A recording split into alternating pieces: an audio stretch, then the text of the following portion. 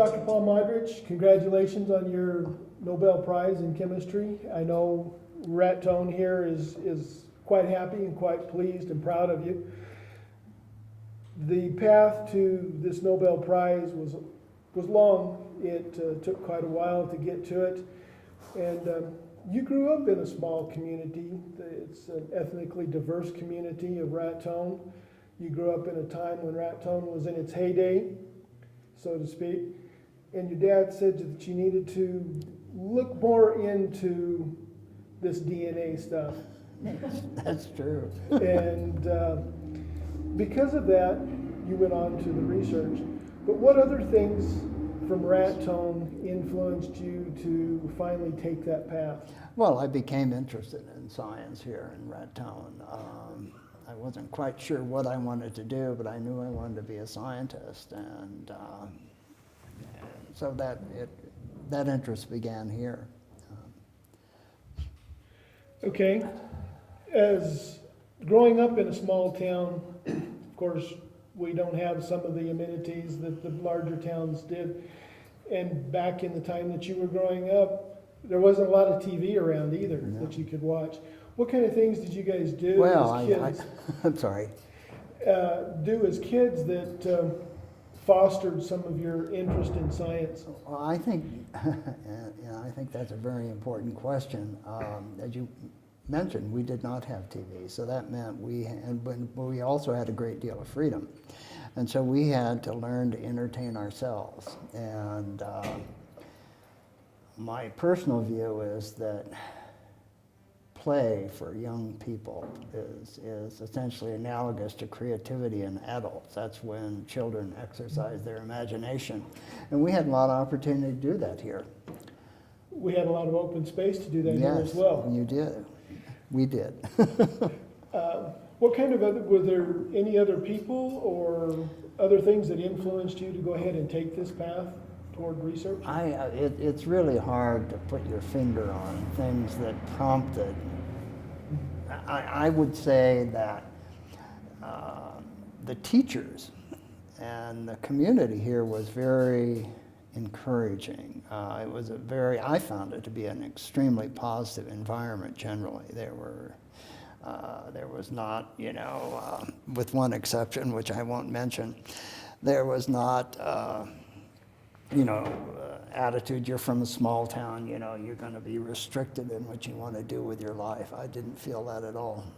So, and you're going to be here Friday night to give the graduation announcement, graduation speech. Are you going to point to something similar to that? Well, that you can tell the kids from Raton High School that I was going to mention something along that line. Yes, I think that's. The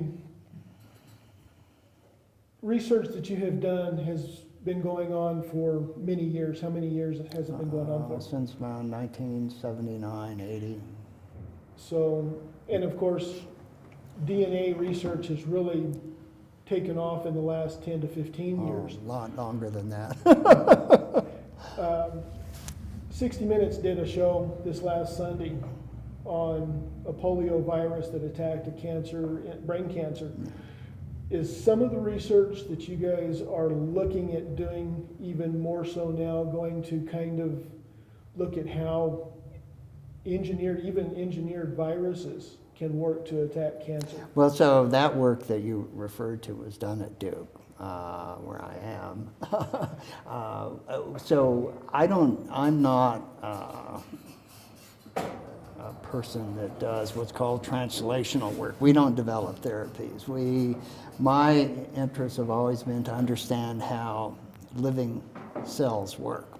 I'm a basic scientist, and that's what basic scientists do. They try to understand how things work, and what I've tried to understand was how the process of chromosome replication is, how the accuracy of that process is maintained. And when that process becomes screwed up, mutations accrue, and that's the cause of cancer, it's the cause of hereditary disease and so forth. So I'm not involved in the treatment or the cure aspects of cancer.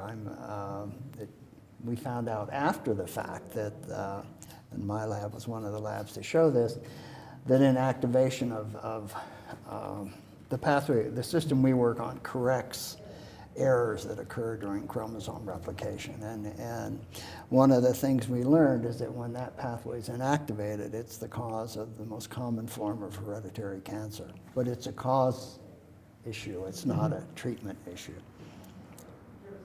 What can you tell a young person today who wants to go into that kind of research? What do they need to look at, or what do they need to work on to try to get that way?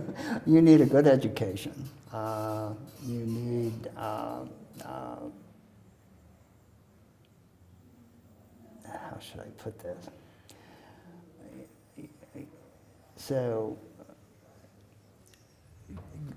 the kind of research that I've done and that some other people, it involves a huge risk.